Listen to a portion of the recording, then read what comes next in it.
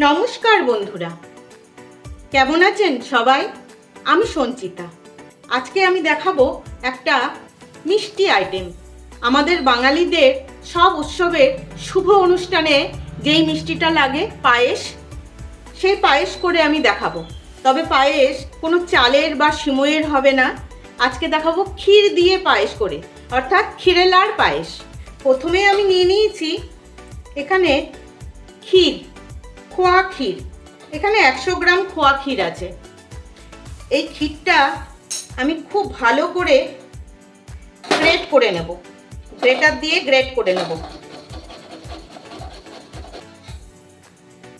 ততক্ষণে এই দুধটা কোনো প্যাকেটের দুধ নয়, আমার বাড়িতে যে রোজের দুধ আসে সেই দুধটা খাওয়া হয়নি, জমে গেছিল।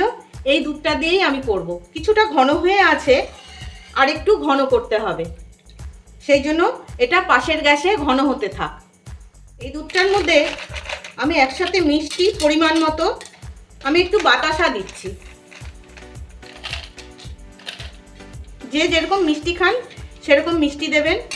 মিষ্টি আর 1 প্যাকেট গুঁড়ো দুধ, এই 10 টাকা দামের যে গুঁড়ো দুধগুলো, এই 1 প্যাকেট গুঁড়ো দুধ আমি গুলে এটা ঢিমে আছে ঘন হতে দেব।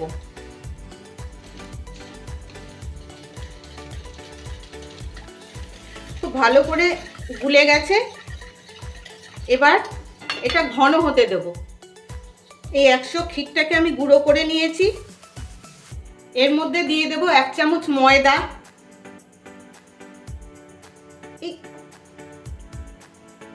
সামান্য এই 1/4 চামচ মতো ময়দা, আর 2-3 চামচ গুঁড়ো দুধ। খুব ভালো করে আগে এটাকে মিশিয়ে নেব। এবার আমি এর মধ্যে চামচখানেক এই কনডেন্স মিল্ক দেব। কনডেন্স মিল্ক যদি আপনাদের কাছে না থাকে, খুব অল্প দুধ দিয়ে আর সামান্য 1/2 চামচ চিনি দিয়ে মেখে নেবেন। এটাকে একদম রুটির মতন ডো করতে হবে।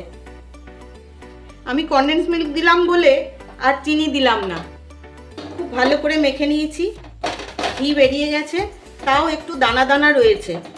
দানা দানা যদি এরকম থাকে তাহলে কোনো ম্যাশার দিয়ে, ম্যাশার যদি না থাকে তাহলে এরকম বাটি দিয়ে খুব ভালো করে এরকমভাবে মিশিয়ে নিতে হবে, যাতে কোনো দানা না থাকে। এই দেখুন কি সুন্দর মোলাম হয়ে গেল। এইভাবে 2-3 বার মিশিয়ে নিলেই মোলাম হয়ে যাবে। এবার এই খোয়া ক্ষীরটা দিয়ে চষির মতন ছোট ছোট কেটে নেব।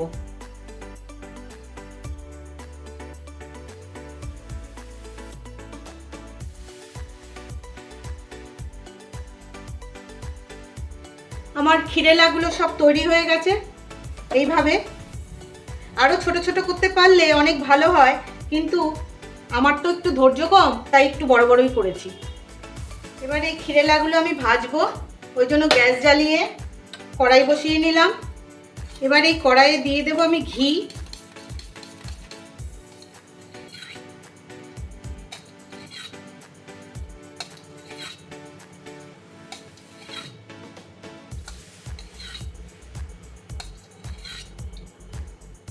এই ঘিটা আমার বাড়ির তৈরি করা। এবার এগুলো আমি ভেজে নেব, অল্প অল্প করে ভেজে নেব।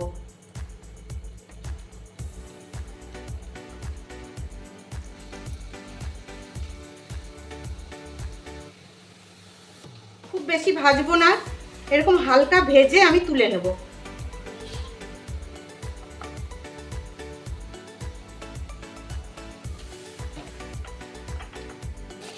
ভাজা হয়ে গেছে। এবার আমি এই কড়াইটা সরিয়ে নিলাম। এবার দুধটা বসিয়ে দিচ্ছি। দুধটা এতক্ষণে অনেকটা ঘন হয়ে গেছে।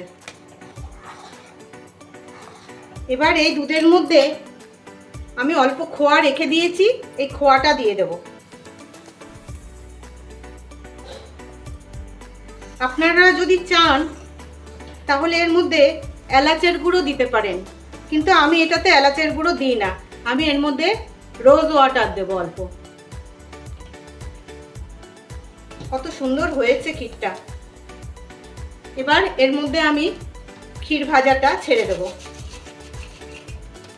ছেড়ে আর একটু ফুটিয়ে নেব।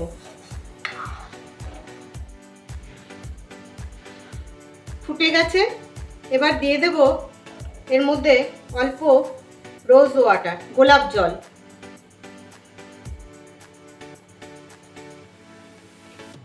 দু চারটে গোলাপের পাপড়ি।